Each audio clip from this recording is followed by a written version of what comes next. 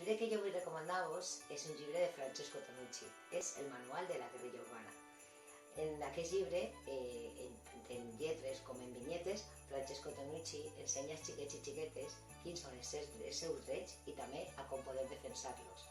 He llegit aquest llibre perquè està adreçat per a tots els públics, com dia per als xiquets, també per als adults. En principi per als mares i pares, espero que el compren i que llegeixin els xiquets i puguen ensenyar-li a comprendre'ls.